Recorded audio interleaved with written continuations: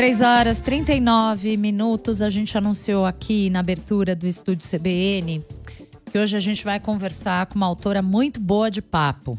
E eu já vou trazer ela para a nossa conversa sem grandes delongas e depois a gente faz as devidas introduções. Socorro Racioli, seja bem-vinda ao Estúdio CBN.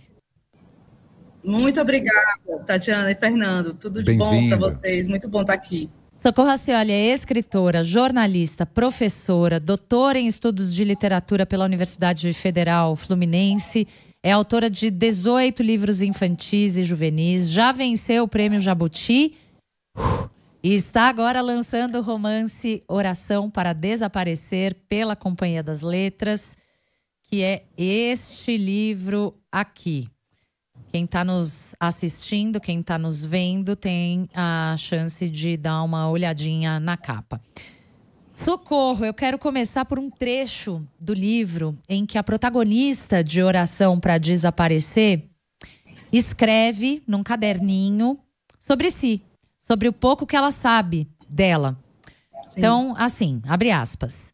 Saí de um buraco na terra de Almofala, em Portugal.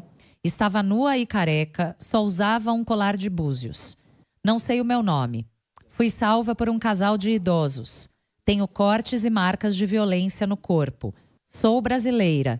Consigo ver os mortos. Não lembro de nada. Acredito em Deus. E aqui eu não estou estragando nada, porque é daqui que a Socorro parte mesmo para desenvolver essa história. E eu já quero começar te perguntando de onde surgiu essa ideia de desenvolver um romance a partir dessa situação bastante insólita. Bom, a ideia começou quando eu vi uma amiga me mandou uma foto de uma igreja, dessa igreja de Almofala, né, que existe aqui no Ceará, que ficou 45 anos soterrada, embaixo de uma duna, por 45 anos completamente coberta. E a foto que eu vi, ela estava com areia pela metade, já não se podia entrar mais na igreja, e era uma foto histórica com um grupo de pessoas diante da igreja, inclusive pessoas a cavalo, vestidas, né, com roupa ali do começo do século XX, final do século XIX, porque era na época do enterro da igreja. E essa foto me instigou muito, eu fiquei pensando como é que eu poderia partir daí para escrever uma história que contasse, que tivesse essa igreja como centro. E eu demorei muito tempo para conseguir encontrar, porque eu fiz várias pesquisas sobre a igreja, sobre por que foi enterrado, né, a explicação geológica, que tem a ver com os ventos dessa região do litoral do Ceará, que é uma região de vento muito forte, perto ali de Jericoacoara, que é a praia mais conhecida ao redor de Almofala, mas existiam as explicações também dos Tremembés, que eram os donos dessa terra, que moravam lá, que eram explicações anímicas, né, espirituais, mas eu não consegui encontrar uma história que eu conseguisse puxar um fio, até que eu li uma crônica do Drummond, descobri que o Carlos Drummond de Andrade soube dessa igreja em 1947, e escreveu uma crônica, porque ele tinha acesso aos documentos do IFAM, e falava dessa mulher, Joana Camelo, que era uma mulher valente, que tinha tentado salvar as imagens dessa igreja, tinha jogado um tamanco na cabeça do padre. Então, surgiu de uma fotografia, somando essa fotografia e somando essa crônica do Drummond, que o Drummond começou a crônica pedindo para que alguém escrevesse sobre essa igreja, né, uma crônica dos anos 40. E ele me deu a personagem que eu precisava para juntar, então, essa estrutura, né, essa igreja enterrada, essa situação e a história toda da igrejinha que espelha muito, né, que é uma metáfora da história do nosso país. Pois é, e aí você tem uma igreja no Ceará como inspiração para uma história que começa se passando em Portugal. Por que você escolheu Portugal? Eu não ouvi o finzinho da pergunta, Tatiana, mas eu acho que você perguntou por que tem relação com Portugal. Por que você escolheu Portugal para começar a ambientar a história? Sim, porque quando eu comecei a fazer a pesquisa sobre a Almofala, que é o nome lá da aldeia, né? Quando eu coloquei a Almofala no site de busca, apareceram 7 almofalas em Portugal. Além das referências à nossa almofala daqui do Ceará, apareceram 7 almofalas em Portugal, porque a almofala em árabe, né, o al é artigo, é acampamento temporário. Então, existiam vários acampamentos temporários dos mouros em Portugal. Então, quando eu vi que existia uma almofala aqui e mais 7 almofalas em Portugal, e eu ia tratar de uma história com a matéria mágica, né, eu imaginei que essa mulher fosse se salvar pelo desaparecimento, pelo deslocamento, que foram histórias que os Tremembés me contaram. Eles me diziam que, enquanto a igreja estava coberta, as coisas desapareciam aqui e apareciam em Portugal, ou desapareciam em Portugal para aparecer aqui. Foi a pesquisa que me levou a Portugal e acabou dando bem certo. Queria te ouvir mais sobre o trabalho de pesquisa em Portugal. Quantas vezes foi para Portugal? Como é que foram essas viagens?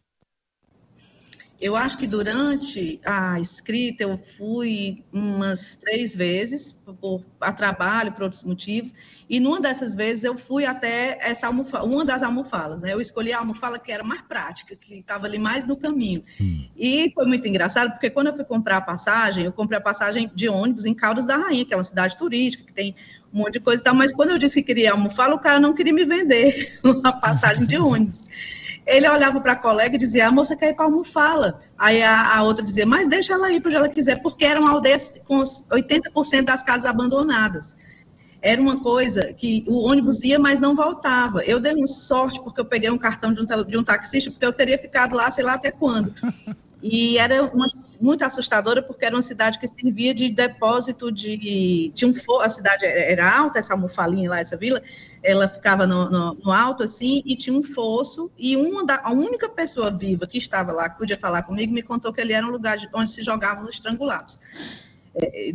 Sei lá, de vários períodos históricos de Portugal. Então, era um negócio assombroso. Demais. Agora, bom, o ambiente ficou claro como é que você definiu. Agora, a personagem foi difícil de ser criada, de ser desenvolvida? De encontrar. Foi. Nessa crônica do Drummond, eu ganhei de presente esse personagem, que é uma mulher que contrariou, porque é o seguinte, a igreja surgiu porque os Tremembés encontraram uma santa na praia, o Nossa Senhora da Conceição, que eles chamaram de labareda, então eles começaram a adorar essa santa, e os padres seculares que estavam aqui na região fizeram um acordo, olha, vocês devolvem a santa para a gente constrói uma igreja para a santa, vocês podem entrar, vocês podem dançar o torém, mas a santa fica com a gente. Então, esse acordo foi feito, eles ajudaram a construir a igreja, o dinheiro era da coroa portuguesa e o trabalho veio por escravizados trazendo madeira de Salvador para construir. Então, a igreja é uma metáfora do que foi a construção do Brasil. Mas não se cumpriu esse acordo, teve um grande massacre, e essa moça, Joana Camelo, o que ela fez na vida real, na história real, foi defender essa santa, e para defender ela jogou um tamanco na cabeça do padre Antônio Tomás, que era o bispo, e cortou a cabeça do padre. Então ela era uma mulher muito valente, isso eu já sabia dela. Mas aí depois, para construir, foi muito trabalhoso, né? Esse livro levou bastante tempo, porque eu queria lidar com essa história. Eu sabia que a vida real estava me dando uma história muito boa. Eu sou jornalista de formação, então o meu trabalho como jornalista terminou quando eu reuni todos os meus dados, as informações reais, e quando eu precisei começar a usar a ficção, eu precisava que essa personagem conduzisse tudo. Então, eu fui lidando com essa possibilidade de ser uma mulher sem memória, brasileira, que só tem a língua, que é o português e o sotaque brasileiro, para se aferrar. Ela fala brasileiro. E o livro foi escrito num tempo em que a gente estava muito assim, né? Os últimos anos, a gente ficou muito... A pandemia, eu acho que deixou todo mundo tentando se entender enquanto identidade nacional. A gente está meio que procurando um pouco se entender mais como brasileiro. Não, legal, porque é só uma brincadeira que, na verdade, ela fala brasileiro, né? No livro. Como? Eu não cortou o finalzinho. No livro, ela tem uma brincadeira que ela fala brasileiro, né? Fala brasileiro, exato. O Fernando do livro, né, o doutor Fernando, ele diz, você fala brasileiro, exatamente. Ele não diz você fala português, você fala brasileiro. Que é uma espécie de, hoje em dia, é uma expressão que se usa em Portugal quando os portugueses querem ser xenófobos com os brasileiros, né, Socorro? Eles dizem que a gente não fala português, eles dizem que a gente fala brasileiro. Que a gente fala brasileiro. Existem diferenças, né, de vocabulário, a gente brinca com isso, com as diferenças de palavras. Muito legal. Mas de fato, né, é uma outra identidade de língua. A gente recebeu o português, mas nós somos uma outra terra. Sim, sim. José Saramago, escritor português, fala de almofala. O que é que tem Saramago no seu livro, Socorro? Nós temos muito Saramago no meu livro, tem uma grande homenagem. Ele fala de almofala, sim, na viagem a Portugal, ele fala de uma das almofalas, né? E são todas muito pequenas e todas muito, assim, lugares muito ermos e muito que ninguém conhece em Portugal.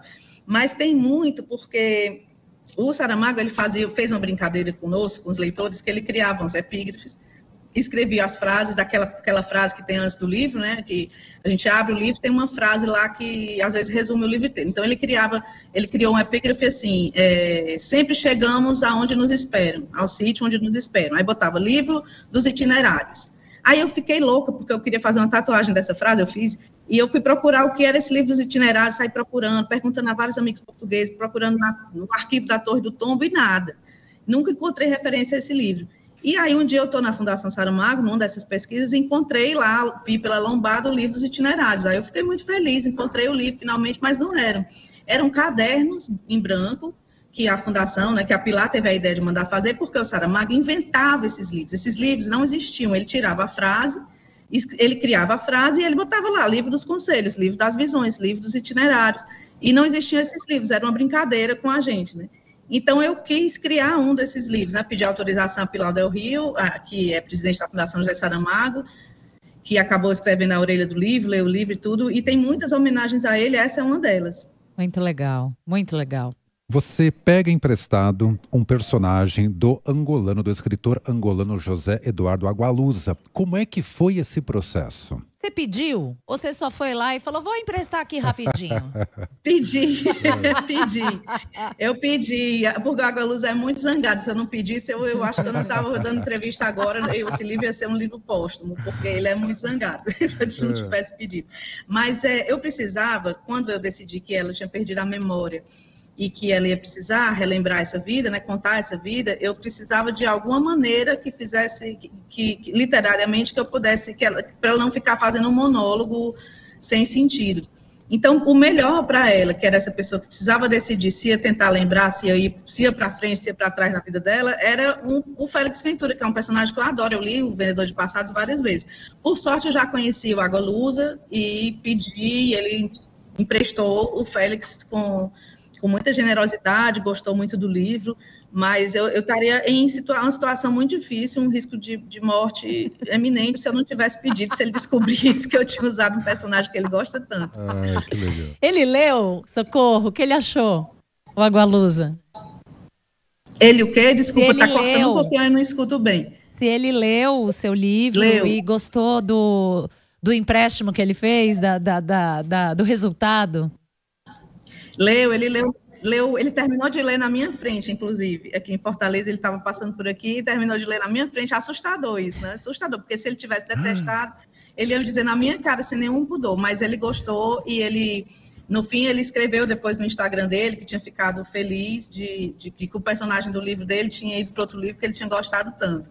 Deu tudo certo, podia ter dado tudo errado. Muito bom, podia ter dado muito errado, mas felizmente deu certo. Tem outros dois aspectos na Oração para Desaparecer que eu queria abordar. Um é o sonho. O sonho tem um papel bem importante no romance, né? Nos remete a uma busca pelo que veio antes, a uma compreensão de si através dos nossos antepassados, da ancestralidade. E isso tem a ver com a relação Brasil e Portugal também, não tem?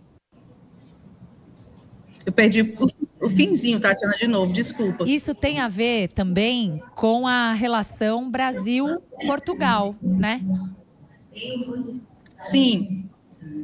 Você pergunta sobre o sonho, é que eu não escutei. Você pergunta sobre os sonhos, a ancestralidade, a relação Brasil-Portugal.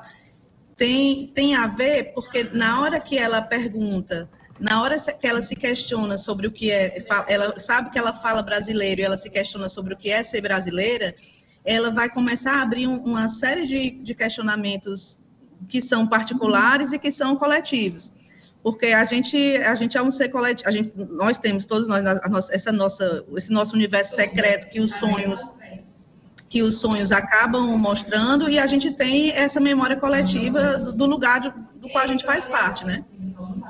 Então, acabou, porque está com barulho aqui, então acabou sendo um caminho natural que ela entendesse essa ancestralidade, que ela buscando pelos sonhos e pela memória de Brasil, o que é Brasil, o que é ser brasileiro, o que é que se escuta lá, qual é a música do Brasil.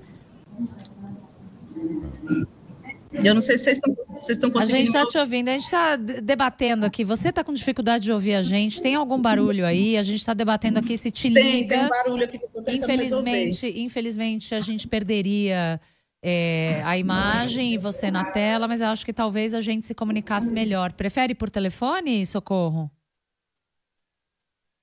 Prefere, porque ela não está nem ouvindo a gente. Vamos te ligar? Vamos sim. Vou te ligar aí então. Janaína vai restabelecer essa conexão, porque realmente tentamos o quanto pudemos, mas infelizmente não fomos bem-sucedidos. Socorro não nos estava ouvindo como deveria, como seria bom ela nos ouvir para que essa conversa transcorresse sem problemas, não é mesmo? Mas eu dizia que tem 2 outros aspectos no livro que eu queria abordar com ela. Um é o sonho e que tem a ver com essa busca da ancestralidade, do passado e tal. E que, como ela disse, tem a ver um pouco mesmo. Essa é a busca individual da personagem. Mas tem o coletivo, que é de onde a gente veio, né? E tem tanto a ver com um passado indígena como a ver com um passado português. Mas tem um outro aspecto que é óbvio, né? E tá no título do livro, que chama Oração para Desaparecer, que é a religião. Então eu estava falando aqui, Socorro, dos 2 aspectos. Um, o sonho, e o outro, a religião, que é óbvio, porque está aqui Oração para Desaparecer no título do livro. Qual é a função da religião no romance? Pronto, agora acho que a gente está se ouvindo bem. Perfeitamente. Está ótimo. Nada como o bom e velho telefone. O telefone acaba salvando a gente. A função da religião, na verdade, foi inevitável tratar disso, porque eu estava lidando com um território, né? Quando eu decidi escrever sobre a Mufala, eu estou lidando com um território Tremembé, então existia ali um contexto de religiosidade que eu precisava respeitar e obviamente não ignorar, mas ele vai sendo ali, nesse caso, ele vai ser para os Tremembés, a religião deles é toda uma explicação de mundo, é a ideia de cosmogonia, é como eles se enxergam, como eles justificam as coisas, como eles explicam os acontecimentos, como eles explicam a igreja que se enterra ou se desenterra, enfim. Então, a função da religião nesse livro foi ser o centro de todas as decisões e dos acontecimentos relacionados a esse povo, ao povo Tremembé, e que eu tive que pesquisar muito para entender, né? Eu tive a ajuda de um antropólogo, o Ronaldo Queiroz, que pesquisa a religiosidade do Tremembé, para que ela estivesse presente com todo respeito, né, com toda a correção possível. Mas eu acho que o centro do livro nem é... Eu acho que o centro do livro, eu achava que era religião, porque tem essa oração, porque tem a religiosidade Tremembé, mas eu acho que o centro do livro é mesmo a memória e amor, né? Talvez seja mais isso. Não sei, mas quem tem que achar são os outros. Eu que entendo hoje que o centro é memória e amor. Muito legal. Socorro, eu sou super curiosa para saber sobre a sua oficina na Escola de Cinema e TV de San Antonio de los Baños, em Cuba. É um curso muito tradicional, super conceituado. E você fez esse curso, essa oficina, com o escritor colombiano Gabriel García Márquez em 2006. Você persistiu para fazer essa oficina, né? Conta como foi. Olha, é uma história que a gente precisaria ter até meia-noite para contar. Eu ia adorar. Mas eu já tenho uma versão, resumida para essas ocasiões. Esse curso, o García Márquez, ele foi um dos fundadores da Escola de Cinema de Cuba. Ele tinha um sonho de trabalhar com cinema que ele não conseguiu realizar muito. Ele se destacou na literatura, como escritor de literatura. Mas ele fundou essa escola junto com 3 amigos e fica num lugar muito bonito, a 1 hora de Havana. E todos os anos, no Festival de Cinema de Havana, ele ia para o festival e ministrava um curso gratuito para jovens roteiristas, escritores que queriam participar. Então, eu descobri que esse curso existia, achei que seria fácil, que seria um curso que eu poderia mandar inscrição, pagar e fazer parte, mas não era um curso para convidados deles. Eram pessoas que eram convidadas e que eram indicadas por amigos, por familiares, enfim. E aí eu mandei um e-mail primeiro, perguntando, me deram essa informação, mas eu não me conformei, eu passei tipo uns 8 meses mandando e-mails para todos os professores da escola, para ver se eu conseguia uma notícia melhor, né? Uma forma de entrar no curso, porque eu não tinha como ser convidada por ele, eu não conhecia nenhum amigo dele para me indicar, nada. E aí eu dei sorte, porque nesse ano ele mandou a lista, o e-mail chegou numa pessoa que era a diretora da escola, a diretora acadêmica, eu virei piada, obviamente, porque os professores almoçavam juntos, então todo dia eles comentavam para quem é que eu tinha inscrito daquela vez, mas aí ela me disse que o García Márquez tinha só 9 nomes, a oficina tinha 10 vagas, e que eu tinha, então, 2 dias, de uma terça para uma quinta, para mandar um resumo de uma história que eu queria desenvolver lá, né? Meu currículo em um parágrafo, em outro parágrafo, um resumo de uma história para desenvolver lá. Que ele ia mandar para o Garcia Marques por fax, né? Isso é 2006, e se ele gostasse, ele me convidaria. E aí eu tive que, de terça para quinta, pensar numa história que agradasse o Prêmio Nobel de Literatura. E eu busquei na realidade mais uma vez, né? Que é a história da cabeça do Santo Antônio aqui de Caridade. Uma estátua que foi... Tentaram fazer uma estátua de Santo Antônio e deu errado, a cabeça ficou no chão, ainda está no chão, e o corpo ficou em cima do morro. Aí eu mandei um resumo dessa história de um rapaz que entraria, por acaso, nessa cabeça para se abrigar da chuva, e ele teria acesso às orações que as mulheres faziam pedindo casamento. O Santo Antônio, nosso casamenteiro. E ele gostou da história, me chamou, estou resumindo aqui uma grande emoção, um dos momentos mais felizes da minha vida, e o curso durou uma semana na Escola de Santo Antônio, com esses 9 alunos, foram 9 mesmo, uma das pessoas faltou, e foi realmente uma experiência transformadora para todo o resto da minha vida, para confirmar o que eu queria fazer e para me dar uma certeza de que é muito importante contar histórias. Foi isso que o curso me deu de mais importante. Que bonito, que lindo. Como é fundamental continuar contando histórias. Legal. Por falar em histórias, amigos te mandam histórias sempre que envolve religião, estranheza, coisa mística. Você virou uma embaixadora dos santos e dos túmulos. Por quê? Dos túmulos, dos fantasmas. Hoje mesmo eu estou dando aula aqui, onde eu trabalho, na Universidade de Fortaleza, e meus alunos já contaram 2 histórias de fantasmas por aqui. Mas me mandaram hoje também um novo bispo que chegou lá no Ceará, que vai convocar uma equipe de padres exorcistas, já me mandaram, várias pessoas já me mandaram. Mandam histórias de túmulos, um túmulo que verte água lá no Espírito Santo. Eu gosto realmente dessas histórias, mas o pessoal acha que eu vivo pensando nisso manhã, tarde e noite. Mas eu adoro que me mandem. Eu recebo umas coisas incríveis, dá para fazer um almanaque. Muito legal. Ô Socorro, a gente se deparou na semana passada com um dado bem impressionante de uma pesquisa encomendada pela Câmara Brasileira do Livro, que mostrou que cerca de 84% da população brasileira acima de 18 anos não comprou nenhum livro nos últimos 12 meses.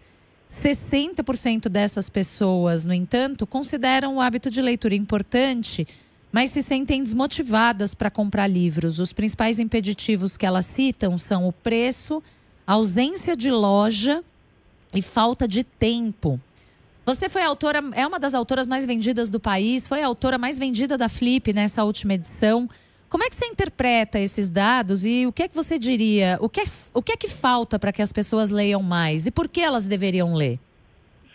Eu ouvi toda essa pesquisa. A gente tem um problema histórico em relação ao livro e à leitura no Brasil, né? Porque a raiz de tudo isso é a educação, é a condição de formação dos professores, de trabalho dos professores. É uma questão muito ampla, né? Uma questão política muito ampla. Mas eu acho também que, por outro lado, eu tenho visto um movimento positivo acontecendo com a internet, com os jovens na internet que gostam de ler, que falam de livros nas redes sociais.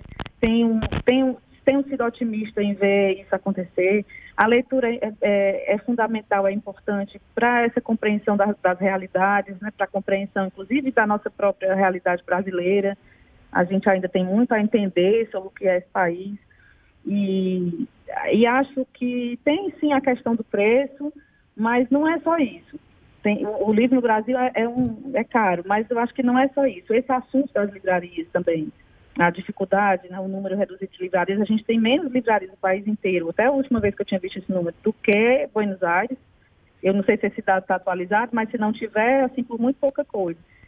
Mas a gente está com movimentos também de livrarias de bairro, de outras coisas acontecendo. Sebos, né? Tem sebos espalhados pela cidade. Sebos espalhados, os preços são mais acessíveis. Os sebos conseguem. Então, não é só preços, é um conjunto de fatores, mas o nosso trabalho, todo mundo que trabalha com livro, escritores, editores, jornalistas que divulgam livro, o trabalho que vocês estão fazendo agora falando do livro, na sexta-feira à tarde, a gente tem trabalhado com muita esperança para mudar. E assim, eu particularmente, uma coisa muito importante para o meu projeto como autora é chegar de fato nas pessoas, num público mais amplo, não só no público que já consome literatura. Então eu fico muito feliz quando alguém me manda uma foto de uma pessoa lendo o livro Cabeça do Santo no ônibus, no metrô. Demais. Ou uma pessoa me conta que leu emprestado, ou quando a gente entra nos programas de biblioteca pública, alguém me conta que leu porque pegou emprestado na biblioteca. A gente precisa fortalecer as bibliotecas brasileiras, sobretudo, e o que eu tenho tentado fazer é mostrar, não só com os livros, mas com a minha atuação, com as minhas palestras e tudo, que a literatura não é para ser um bem de elite, ela não é para ser um hábito de elite ou um hábito de quem pode comprar livros ou de quem tem mais dinheiro. Não é de quem gosta de histórias, e todo mundo gosta de histórias. Essa aproximação é uma coisa missionária que eu tenho tentado fazer, sabe? De aproximar a literatura das pessoas para que se perca o medo. A literatura não é para ser uma coisa que se trate como um bem de luxo, não. Ela é uma necessidade básica. Maravilhosa, maravilhosa! Socorro Racioli, escritora, jornalista, professora, doutora em estudos de literatura pela Universidade Federal Fluminense, autora de muitos livros infanto-juvenis, já ganhou o Prêmio Jabuti e está lançando mais um romance sensacional. Como é que é? Realidade o quê, Socorro? O quê? Não é realidade mágica? Não realismo mágico. Chamam de realismo mágico também. Podem chamar de qualquer coisa, mas o realismo mágico do Garcia Marques está presente também. Muito bom. Oração para Desaparecer, uma publicação da Companhia das Letras.